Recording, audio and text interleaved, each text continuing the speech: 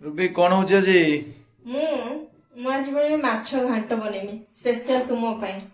ଆଉ ୟାର ଟେଷ୍ଟ କେମିତିକା ଠିକ ଅଛି। ଆଉ ୟା ପାଇଁ ମୁଁ କଣ କଣ ନେଇଛି ଆପଣଙ୍କୁ ଦେଖାଉଛି, ଆସନ୍ତୁ ଆସ। ଏଇଠି ଦେଖ, ପ୍ରଥମେ ତ ମୁଁ ମେନ୍ ଜିନିଷଟା ଦେଖାଉଛି। এইটা হচ্ছে প্রথমে বন্ধাকোবি নেইছি, তাকে কাটিকি সফা করিকি রখিছি। তারপরে মাছ ঘাঁট ପାଇଁ স্পেশাল বাইগণ, তারপরে আলু নেইছি, গ্রিন মটর নেইছি, গাজর নেইছি, বিনস নেইছি, এটি বয়ালু নেইছি, খম্বাଳୁ বয়ালୁ ଆପଣ ଯାହା ମିଳିବ ଆପଣ ଦେଇପାରିବେ, ଯାହା ଯାହା ପରିବା ଅଛି ଆପଣ ପକେଇ ପାରିବେ ହେଲା। ତାପରେ ଏଇଠି ଦେଖନ୍ତୁ ମାଛ ମୁଣ୍ଡ ସ୍ପେଶାଲ। ମସଲା କ'ଣ ନେଇଛି, ମୁଁ ଟମାଟୋ କାଟିକି ରଖିଛି, ଆଉ ଏଇଟା ଅଦାର ପେଷ୍ଟ ଛେଚିଛି, ରସୁଣକୁ ବି ଛେଚିଛି, ଏଠି ପିଆଜ କାଟିକି ରଖିଛି, 3ଟା କଞ୍ଚା ଲଙ୍କା ଟିକେ ଶୁକି ଯାଇଛି ତାକୁ ରଖିଛି।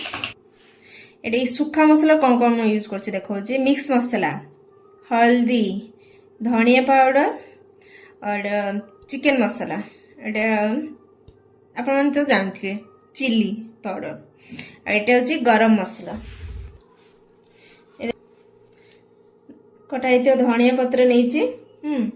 ଆଉ ପ୍ରଥମେ ମୁଁ ଏଇଟା ୟୁଜ୍ କରିବି, ଜିରା ଆଉ ଏଇଟା ହେଉଛି ଚନ୍ଦିନୀ, ଜିରା ଚନ୍ଦିନୀ ନେଇଛି। ଚାଲନ୍ତୁ ମାଛ ଘାଣ୍ଟ ବନେଇବା ପାଇଁ କୋଉ ତେଲ ୟୁଜ୍ କରିବେ, ସୋରିଷ ତେଲ। ଏଇଟାରେ ବନେଇଲେ ହିଁ ଟେଷ୍ଟ ଲାଗିବ। ପ୍ରଥମେ ସୋରିଷ ତେଲ ପକେଇବା। ତେଲ ଗରମ ହେଇକି ଆସିଲାଣି, ଏବେ ଲଙ୍କା ପକେଇଦେବା, ଆଉ ଜିରା ଚନ୍ଦିନୀ ତାକୁ ପକେଇଦେବା, ଆଉ ଭଲ ଭାବରେ ଫୁଟିକି ଆସିଲେ ତାପରେ ପିଆଜ ଦେବା, ଭଲ ଭାବରେ ଫୁଟିଦେବା, ଭୁଲ କରିଦେବା ଏତେ। ଏବେ ପିଆଜ ପକେଇଦେବା, ଫୁଟି ଆସିଲାଣି, ପିଆଜ ଦେବା।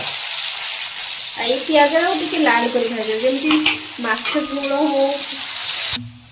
ବ୍ରାଉନ କଲର ହେଇକି ଆସିଲାଣି ଦେଖନ୍ତୁ ପିଆଜଟା। ଏବେ ପକାଇବା ରସୁଣର ପେଷ୍ଟ, ତାକୁ ବି ଭଲ ଭାବରେ ଭାଜିଦେବା। रसुण आगे पकेबा पड़ियो ना ओदा आगे पकेबा जोटा रसुण आगे पूरा ता स्मेल टिके अधिक रहे ना, ओदा लास्ट पकेबा हे जे। अच्छा हो ठीक है। एबे रसुण और प्याज भाजी आसलानी, आमे एबे ओदा पकेबा। ओदा को पकेबा, ओदा को फ्राई कर दिबा, तापरे पकेबा टमाटो। एबे रसुण प्याज अदा सब भाजी आसले, एबे टमाटो पकेथा।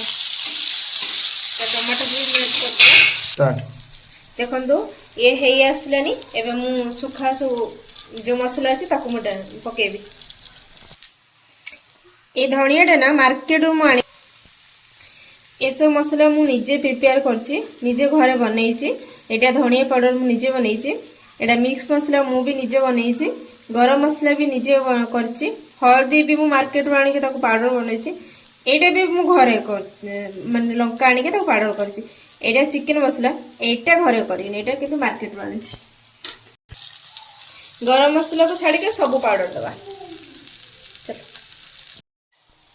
देखो मसला हे आसलानी, आमे एबे माछ मुंडो पके दबा।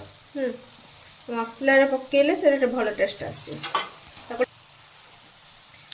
तापर इनके टी भांगी देबे, देले से भलो भाबे हेजियो। करिकी मसला संगरे मुंडोडा एमती भलो भाबे मिसी जीरो। देखियो बहुत सुंदर। एसो परिबा गुडा कना आपण फ्राई करके पके परिबे, मु किंतु डायरेक्ट पकोची।